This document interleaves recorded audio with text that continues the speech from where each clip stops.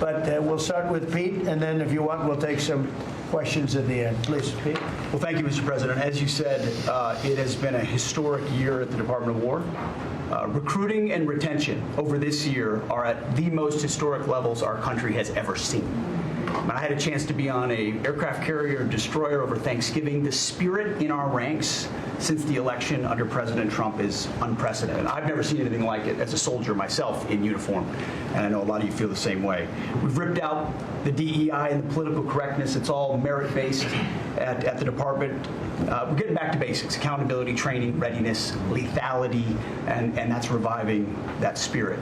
And Mr. President, we're rebuilding the military, historic investments. I just took briefings on the Golden Dome and F-47, next generation capabilities that are going to make sure that for generations to come, America has the most powerful, most capable, most lethal military in the world, which you have rebuilt once and we're rebuilding again.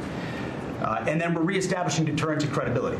If you look at what happened, we deal with every day the outcome of what happened in Afghanistan, the debacle under Joe Biden. We just dealt with it in the streets of Washington, D.C. with those 2 National Guardsmen.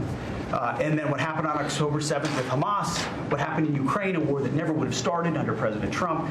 We're having to rebuild that. So whether it's freedom of navigation and taking the fight to the Houthis, whether it's Midnight Hammer, those beautiful B-2s going 37 hours back and forth undetected, delivering with precision, and Iran not getting nuclear capabilities, Europe and NATO stepping up to 5%, locking down our southwest border. It's been an honor to work with Christy and Tom and everyone else down there to lock it to 0, operational control of our border.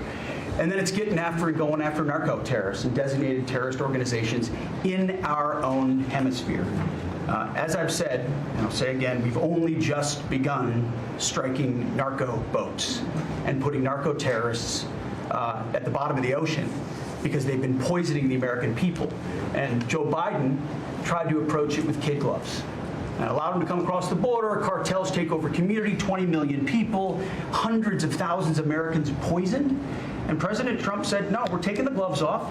We're taking the fight to these designated terror organizations, and it's exactly what we're doing. So we're stopping the drugs, we're striking the boats, we're defeating narco-terrorists, and we're standing... And you may say one thing, that drugs coming in through the sea by sea are down 91%. And I don't know who the 9% is. I'm not sure either, sir. But down 91% by sea. We've had a bit of a pause because it's hard to find boats to strike right now. Which is the entire point, right? Deterrence has to matter, not arrest and hand over and then do it again, the rinse and repeat approach of previous administrations. This is meant to get after that approach. And I will just end by saying, as President Trump always has our back, we always have the back of our commanders who are making decisions in difficult situations, and we do in this case and all these strikes. They're making judgment calls and ensuring that they defend the American people. They've done the right things. We'll keep doing that, and we have their backs, Mr. President. Good job. Thank you very much. I'm Steve Ducey. I'm Brian Kilmeade. And I'm Ainsley Earhart. And click here to subscribe to the Fox News YouTube page to catch our hottest interviews and most compelling analysis.